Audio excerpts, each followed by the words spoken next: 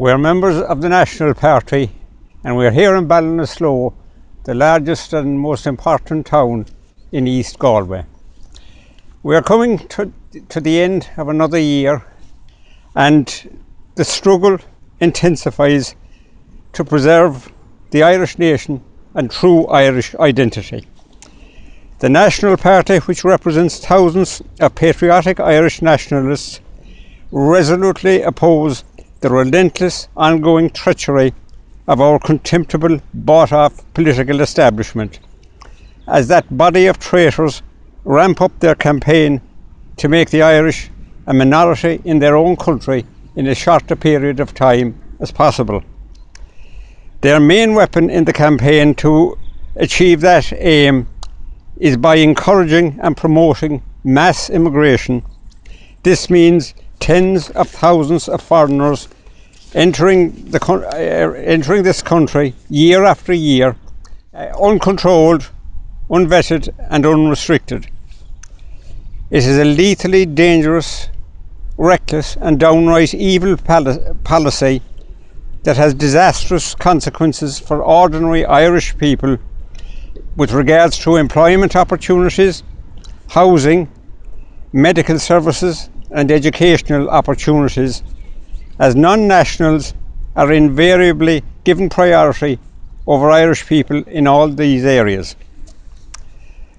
Over the past 18 months or so, Ukrainians make up the majority of the deluge of foreigners who are swamping our small island home, the only real homeland that Irish people have or will ever have.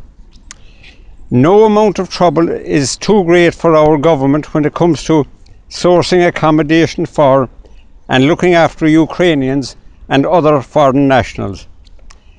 The feelings and concerns and the wishes of local Irish communities are time and again ridden over roughshod by supposedly our government. Now there are plans for modular homes locally in Poolboy to accommodate a disproportionate number of Ukrainians, despite the fears and concerns of locals. It remains to be seen whether the government will take on board the concerns of locals or whether they will simply override their wishes. Going on previous form, the latter would seem to be the more likely, although fear of losing support in next summer's local and European elections might cause the government to be more conciliatory, or at least until these elections are over. One of the inevitable consequences of encouraging unrestricted, uncontrolled immigration is, of course, that a vast, unending influx of foreign nationals will, on the laws of average, include a certain amount of ruthless, brutal thugs who have no respect for lives or property. Several Irish people have suffered violent deaths at the hands of foreign nationals over the past couple of decades.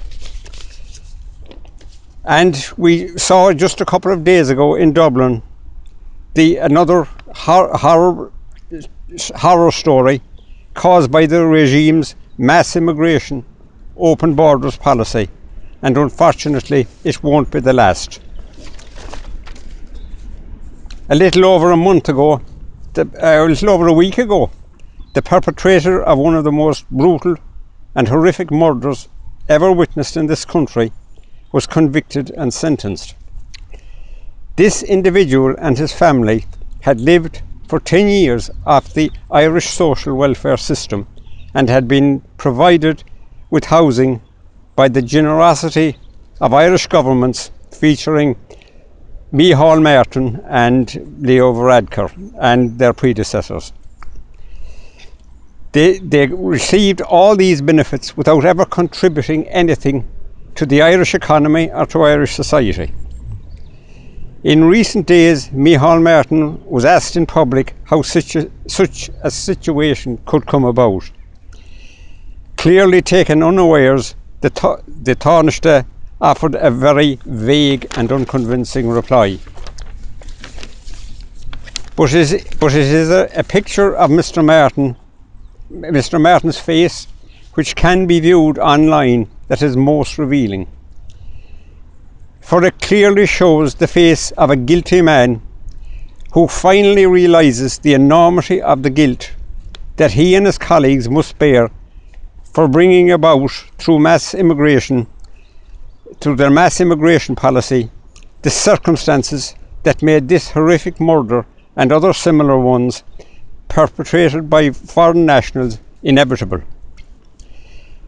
The plain fact is that the individual sentenced last week and others, including the perpetrator of a double murder in Sligo a couple of years ago, should never have been in this country in the first place.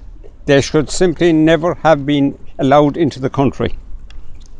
But the awful truth is that we must face is that there will be more shocking murders of Irish people by foreign nationals, as the sheer weight of numbers arriving here means that there are scores of murderers or potential murderers arriving here every year.